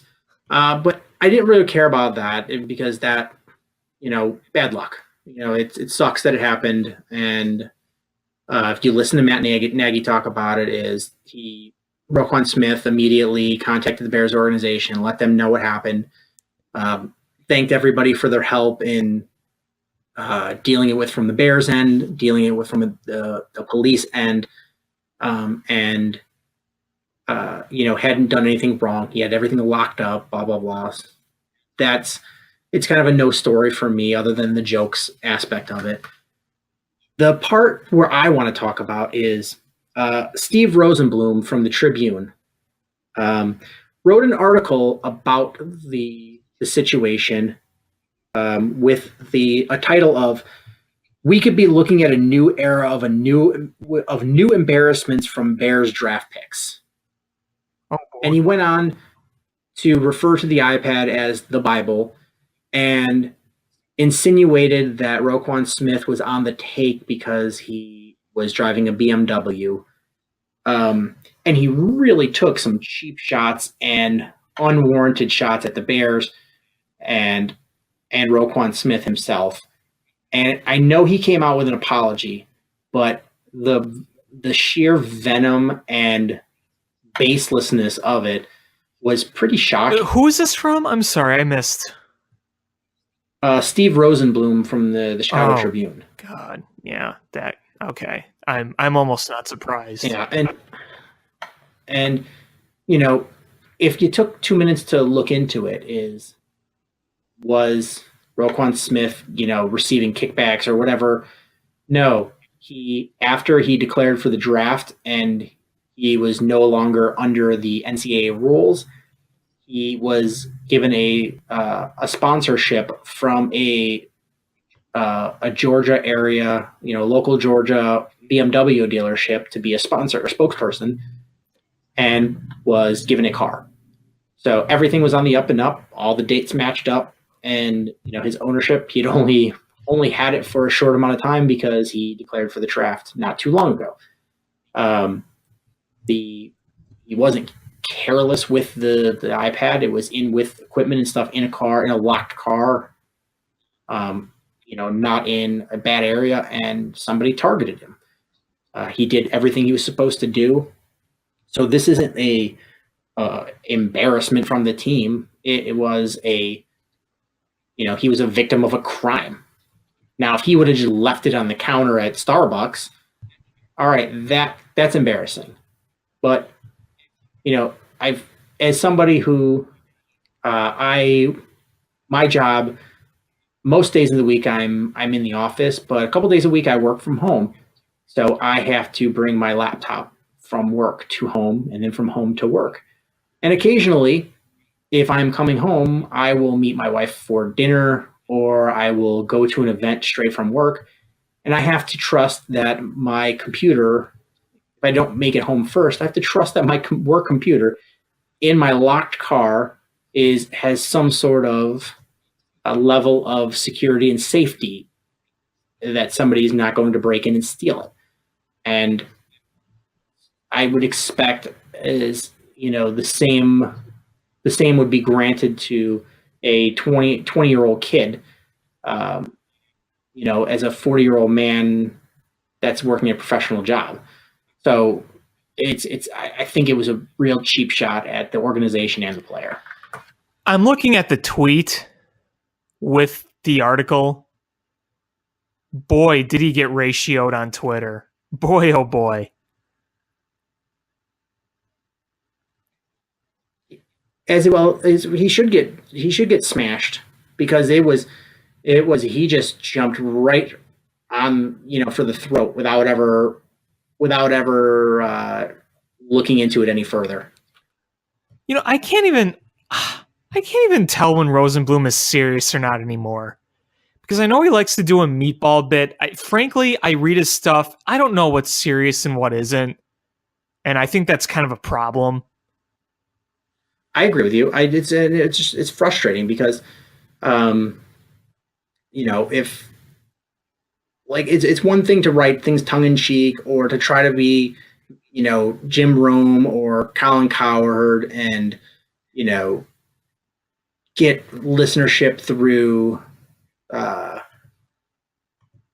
being controversial. But there's other times you're just being a dick to be a dick. You know what? And I see a lot of what he writes in the Tribune, and I know some of it is supposed to be satirical, but some isn't. And that's when a lot of the confusion comes in. And you're just like, okay, are you being serious here? Because he said some pretty cruel things about you, Darvish, and I know it hasn't gone great, but it's almost getting to a point where some of it's getting kind of cruel. And it's not just about you, Darvish. It's about a number of things. It's like there's room for criticism, obviously. I mean, we just did it a few minutes ago, but there's some really cruel things being said sometimes, and I don't know. I've kind of stopped paying attention to whatever Rosenblum says or writes, so that's why I didn't know about it until now. Yeah, so it was a frustrating article, and I'm glad some national organizations like I think Barstool Sports and Deadspin both took major shots at him. And it's good. And hopefully somebody takes shots at the Tribune as well for letting stuff like that go out.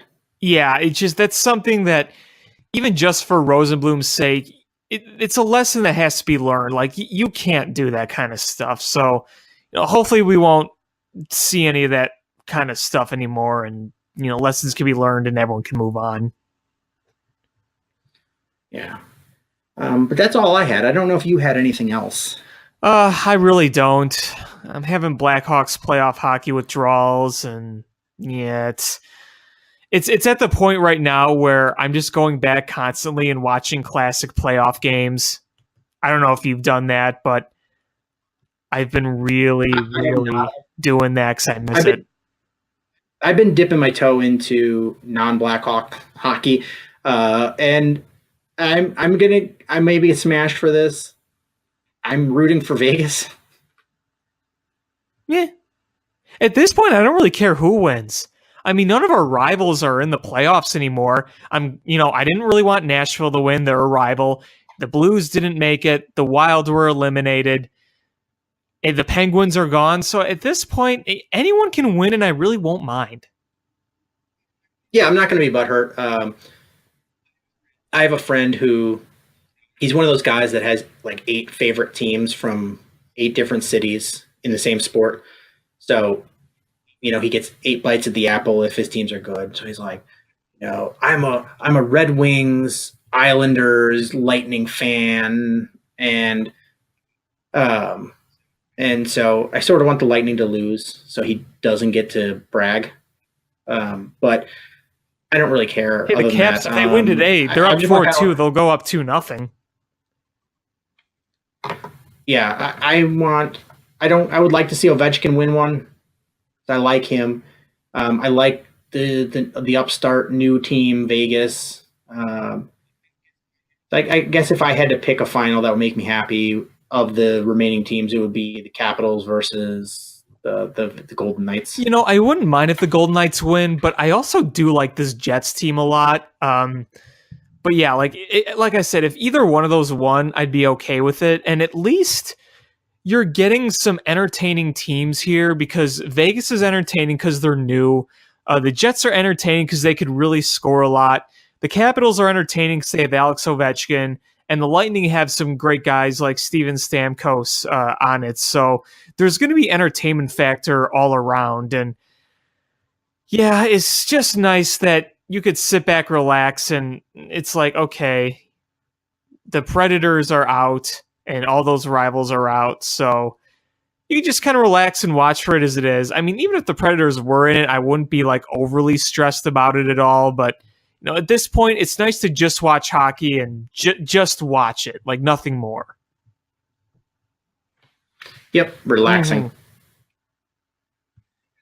But I think that's going to do it for this episode of Bill Swerski Sports Talk Chicago. I want to thank everybody so much for listening. Please make sure you subscribe however you listen to podcasts, whether that's iTunes, Stitcher, YouTube, or the TuneIn app. Share with your friends. Give us 5-star ratings. That's always helpful. Send us any feedback if you want to hit us up on social media, Twitter at ShyFanPat. Oh my God, I'm blanking. ShyFanPat1. Yeah, you got it. Okay, I just had a brain fart there. And or at Swerski Sports, Facebook.com/Swerski Sports, SwerskiSports.com. Again, thank you guys so much for listening, and until next time, bear down. Cubs win! What a lucky break! The good Lord wants the Cubs to win! We thank Ditka and God for all they have provided. Cubs win! Cubs win! Cubs win! Oh, I don't want her. You can have her. She's a Packer fan. She can't fit in my van. And she looks like Denver New Yorkers. Smoking crack is not legal on planes. Bears 31 to -7. The Bears. Oh, when the Bears go bearing down.